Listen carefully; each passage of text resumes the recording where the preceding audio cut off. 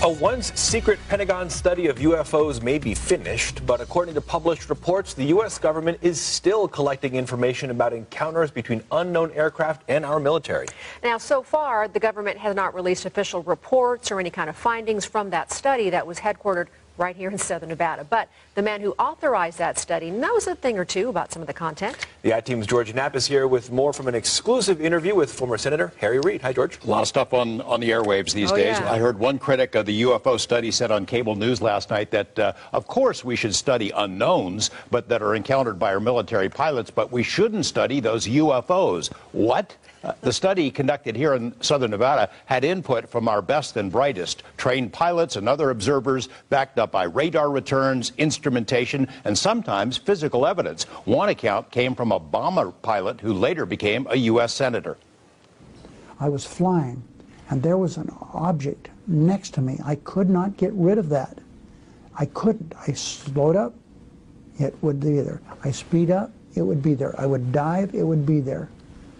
He said, I called, nothing on radar. The story told to Harry Reid came from Republican Senator Ted Stevens, whose experience as a World War II bomber pilot was shared during a closed-door meeting at the U.S. Capitol. Reid says that meeting in 2007 led to the funding for a clandestine study of UFOs. Reid had been approached by an unnamed intelligence official who felt the topic deserved study because of decades of spooky encounters between the U.S. military and unknown aerial objects, like this one off the California coast in 2004. UFOs as big as airliners played cat and mouse with the USS Nimitz carrier group several times over a 3-week period.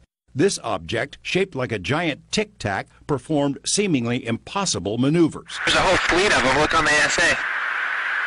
My gosh. Another video recorded by military pilots caught glimpses of what aviators said was a fleet of unknown aircraft. But are outmatched by a technology they've never seen. Clearly, this is not an experimental U.S. aircraft.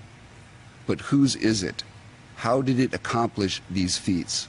News of the encounter was first unveiled back in October during the launch of a public benefit corporation called To the Stars Academy. The bigger story was missed, namely that the video had been analyzed in the study initiated by Senator Reid. Results from the study have not been made public. Reid says the program cast a wide net and included incidents with clear national security implications, such as chilling reports in which UFOs hovered over American nuclear missile bases, as portrayed in this documentary, UFOs and Nukes. But it's all in documents.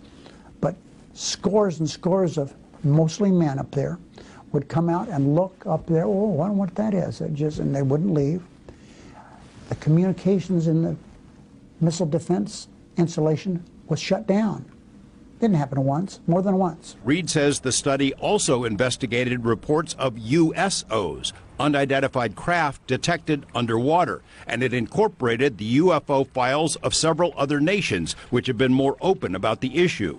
One aim of the study was to find out the origin of the craft. Intelligence officials ruled out the Russians or Chinese, but Reid says our adversaries are likely ahead of us in trying to duplicate this far superior technology. It's rotating.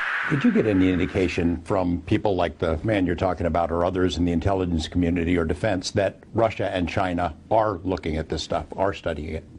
The answer is yes. Las Vegas businessman Robert Bigelow, whose aerospace facility housed the UFO study team, says he signed a strict non-disclosure agreement and cannot discuss the findings. Reid said the study produced voluminous reports, but was canceled because of fears within the intelligence community. Fear not only that the story would leak out, but fear based on religious beliefs of those who felt UFOs might be satanic.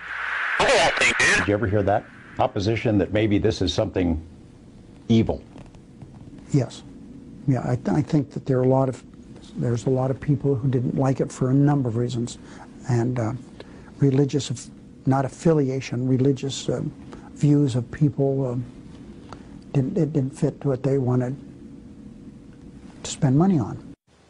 Persons familiar with the 5-year study told us the effort resulted in 36 thick reports, some of them several hundred pages in length, as well as another 36 or so technical reports which projected how this kind of exotic technology might usher in a new era of aviation and what that might mean.